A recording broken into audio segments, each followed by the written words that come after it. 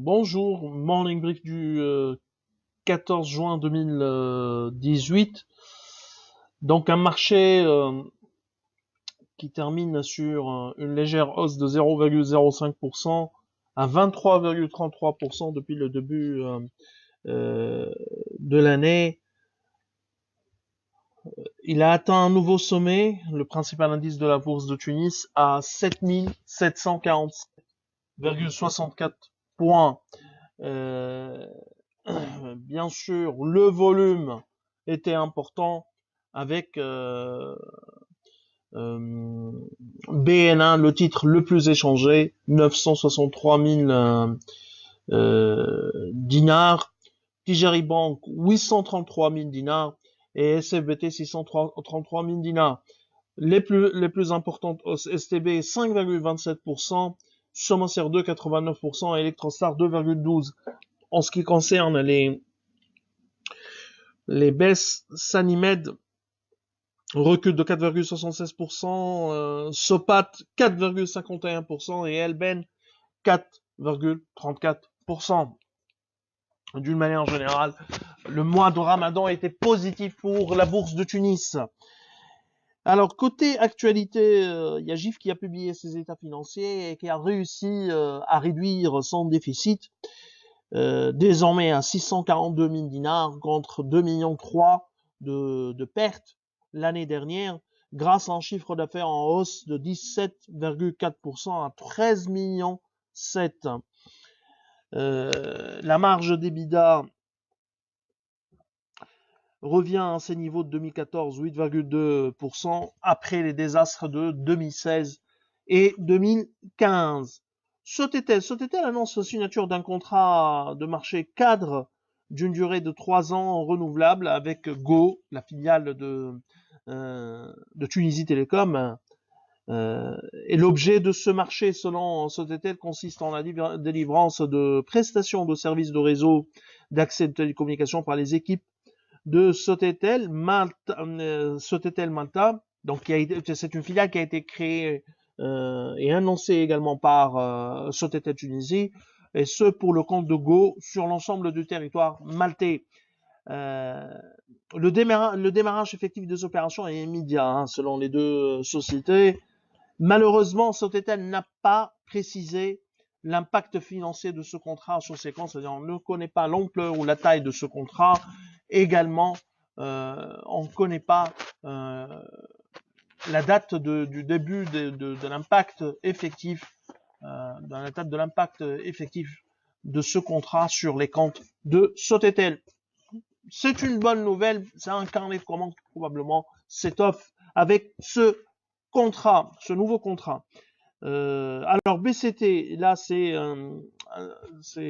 concret. BCT qui augmente son taux directeur de 100 points de base, de 5,75% à 6,75%. Depuis 2007, le taux directeur a été augmenté de 250 points de base. C'est énorme. Bien sûr, les pressions inflationnistes persistantes ont incité la BCT à prendre ces décisions et à augmenter son taux directeur. Et même avec ce niveau de taux directeur, de taux d'intérêt, on est toujours sur des taux d'intérêt réels négatifs, puisque la demande n'a pas encore ralenti réellement, ou l'effet de différentes augmentations de taux directeurs n'a pas encore, ou l'impact, c'est-à-dire les augmentations de taux n'ont pas encore impacté ou la demande. Probablement, si la BCT envisage de maîtriser davantage la demande, faudra opter pour d'autres mécanismes. D'ailleurs, au niveau du communiqué du conseil d'administration de la BCT, il y a eu un passage où la BCT, où le conseil d'administration avait annoncé qu'il a examiné l'utilisation de certains mécanismes afin de rationaliser les prêts au secteur non productif, aux activités non productives, mais également le ciblage du refinancement. Bref, le coût du crédit devient très très cher en Tunisie. Si la BCT maintient également un corridor de 200 points de base, le taux de refinancement serait à plus de 7,75%. Donc on sera sur un TMM probablement autour de 7%. Et imaginez un peu les crédits des entreprises, TMM plus 2,5, TMM plus 3, on est sur des taux à partir du deuxième semestre probablement, sera à des taux de 10% pour un simple investissement, pour une signature de bonne qualité. Donc ça va peser sur les bénéfices des entreprises tunisiennes. En outre, c'est une bonne nouvelle pour le top line des banques, mais il faut faire attention avec une hausse importante ou le renchérissement du crédit, le risque de défaut augmente. C'est mécanique. Et donc, ce que les banques pourraient gagner en termes de top line pourraient le perdre en termes de coût du risque. Donc, c'est vrai, il y a une croissance de l'économie tunisienne, mais pour le moment, cette croissance n'a pas été traduite en baisse de chômage, baisse de taux de chômage, en amélioration du contexte de l'offre en Tunisie et surtout le niveau de liquidité qui reste très très faible en Tunisie, une liquidité de plus en plus rare et coûteuse. D'ailleurs, le chef du gouvernement annonce toujours une croissance pour ce deuxième trimestre supérieure à 3%. On verra, il a probablement plus d'indicateurs ou plus d'indices qui militent en faveur de ce niveau de taux de croissance.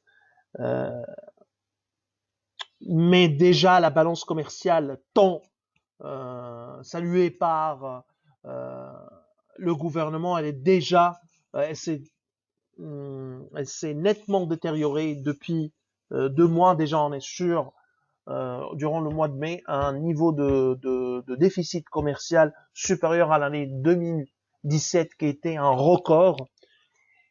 Donc, le contexte favorable du premier trimestre pour les exportations, grâce à l'huile d'olive, on le répète encore une fois, grâce à l'huile d'olive, a terminé.